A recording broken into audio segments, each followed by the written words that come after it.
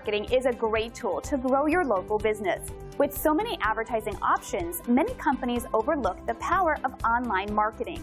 97% of consumers search for local businesses online. With the right plan, your local business can easily leverage this power and quickly gain more customers. Today's expert is here with some simple strategies on increasing your local business through online marketing. If you recall the previous module, we covered goal setting and how to convey a simple but highly motivating speech in 30 minutes or less. Likewise, this module will focus more on showing you how to be a superstar speaker in just 3 days. Public speaking in just 3 days. Is it possible? The answer is yes, if you complete the 4 things on this checklist. In each lesson, you'll be exposed to different methods to overcome the common public speaking barriers faced by most speakers, especially how to build up your confidence when you're conducting presentations, and of course how to overcome your stage fright with a few easy techniques. Many of us have the wrong insight about introverts. Do you think this statement is true? Introversion is just a social preference. Similar to personal preference, people are free to choose what they want to be. Some people choose to be extroverts, and of course, there's people who prefer to be introverts. But being an introvert does not mean that you can't speak in front of a crowd. Many influential speakers are introverts as soon as they step down from the stage. That said, the single biggest misconception about introverts is that they're socially anxious and shy. And because of this popular myth, people have an impression about introverts, including the introverts themselves. They think they can't speak in front of a crowd. The honest truth is, anyone can be a great public speaker if they choose to be. Now, we'll begin the 3-day program on how to be a superstar speaker. Once again, focus on your goal setting. Have a clear goal in your mind about what you want to achieve. Here are some important questions to ask yourself when you're setting goals. Who's your audience? What's your message? And what's your medium? Once you have your goal set, plan your presentation. In order to craft your presentation, you'll need to know how long's your speech and what's the main focus in the speech. Unless you're preparing a long seminar, the recommended duration is 10 to 45 minutes. Anything longer, your audience will lose focus and you won't have their attention. Next, define the core message for your speech. If you're clear about what your main focus is, there won't be a problem in defining your core message. And then, you can start working on your presentation by using PowerPoint. In order to have a smooth flow in your speech, you need to structure your speech. The flow of your speech determines the effectiveness of delivering your message to your audience. First things first, start your speech with a warm welcome. Break the ice, then introduce yourself and explain why you're standing on the stage. Building rapport is as important as conveying the message itself. It affects whether you can move your audience to respond to your call to action. But don't spend too much time in the introduction. Visuals are used to aid the memory of your audience about your presentation and product. Research shows that most people remember visuals better than words, so make full use of these. Transitions between your main points helps to break down your core message into individual parts and at the same time serves as a short break for your audience. The transition keeps your audience on the track with you from point to point. Examples of transitions include "this is because," "speaking of this," and so much more. The closing is the most important part. You can end your speech with a conclusion that ties up everything you'd mentioned earlier. The conclusion should summarize, make an appeal, and lead your audience to answer the call to action. The implementation of stories supports your core message. People have a greater impression about something when there's a story. The use of stories in the presentation gives your audience a short break as well as brightening up the atmosphere, because stories are not only easy to remember, but also exciting. Once you've structured your speech, start rehearsing your presentation. There are 3 major elements for delivering a high-impact presentation: facial expression, body language, and the tone of your voice. Up until now, we put our focus on how to structure your speech, which is mostly related to words. But these 3 factors are as important as the words you use in delivering your message. The 3 elements should be put into practice. All in all, practice always makes perfect. When you're familiar with the speech, your confidence level will shoot up. When you have a clear goal in mind to share a message with your audience, it means you're ready for your live presentation.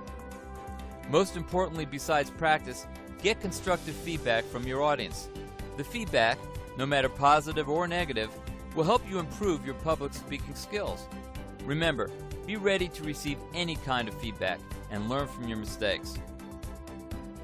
Here we are at day 2 of the program. Figure out your own style of speaking and personality. No one's the same, we're all born different.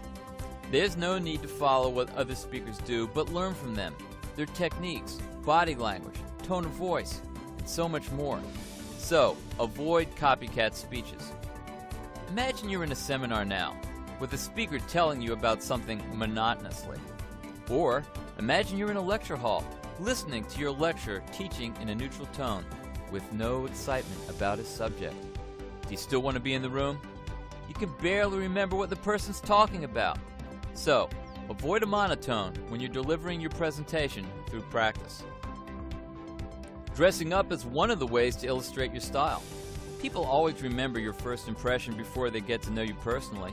So, beware of your appearance. Dress smart or formal. You can always wear a coat, blazer, or suit. Wearing a coat will always make you stand out among the crowd. There's a need for you to appear as an authority among your audience, so that your audience can recognize you straight away when they look at you. It's worth mentioning once again, first impressions are important when you meet someone for the first time. Always be neat and presentable, because this creates a positive appeal to your audience. There are many ways to style a speech. Choose the one that makes you feel the most comfortable and suits you best in presenting yourself. No one knows you better than you yourself. Don't force yourself to become someone you're not. After deciding your own style of speech, be confident in your style. Then your positive energy will be passed down to your audience, and they'll be more likely to listen to you. Humor is a great way to liven up the atmosphere in the room, but don't overuse jokes in your presentation, or else people will be distracted from the track. Don't make fun of others in your jokes. Instead, use self-deprecating humor. If your jokes fail to make your audience laugh, don't be discouraged. Let's have a quick glance on the jokes. There are some principles to remember when you're approaching this style of humor. Be sure to use a clean joke. Don't share jokes that are sexual, dirty, or offensive.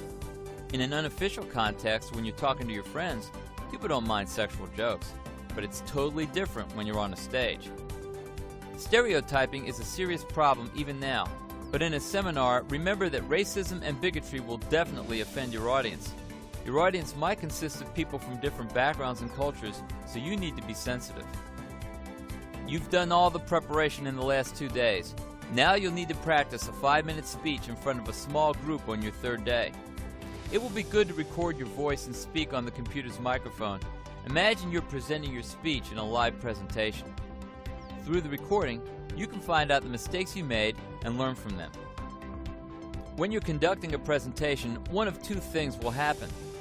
Either your presentation will take up more time than you think, or your presentation will be finished earlier than you scheduled. The timing of your presentation is always unpredictable. When you come across this problem, you can use this spontaneous response to end it on time. If you finish your main presentation ahead of time, this is a good problem to have. You'll have more time to open up the floor for your question and answer session with your audience, or make full use of the free time left by sharing 1 or 2 stories as a bonus. So always prepare 1 or 2 backup stories. If you encounter the second problem, it definitely is not a good thing. What should you do if you go overtime? To prevent this problem, rehearse before the actual presentation and check your timing. Always time your presentation when you rehearse. With enough practice, you can predict the total time taken and make some changes and tune your presentation accordingly. Start off by removing the fluff and take off less important points to shorten the presentation. But don't throw away all the ideas you can't present. Instead, have them as your backup points or stories. Whether you're rehearsing or during the actual presentation, you can always have a timekeeper to warn you 15 minutes and 5 minutes before your time is up. Unexpected things always happen, so as a public speaker, You'll need to act spontaneously in different scenarios. If you're out of time, but you're still on stage, what do? You can jump straight to the conclusion and call for action. Although you may not have enough time, make sure you take all the important points and summarize them. Then conclude with a call to action. Second, apologize for running out of time and ask a member of the audience to meet you at the backstage for further inquiries. Some of the audience may be interested to buy your product after the presentation. Do not hesitate to give them a call to action, even though you're not on stage. Have you noticed when others are presenting, they tend to have them and ah as they speak? These are called brain gaps. There are a few easy steps to eliminate these brain gaps. Keep silent for a while instead of using the ms or ahs. The audience can understand that you're gathering your thoughts in your pauses. To further avoid this, you can keep small notes with key points in your pocket. People tend to have brain gaps when they're nervous as well, so breathe normally and speak slowly to calm yourself down. And there you have it. Today's customers just don't go online to find companies that rank at the top. They go online to find the most reputable company to work with. And with the right online marketing strategy, you can be top dog. Now, the ball's in your court. Are you hoping to learn more about these strategies? Are you ready to take action? Just call our featured expert at the number on your screen. Thanks for watching.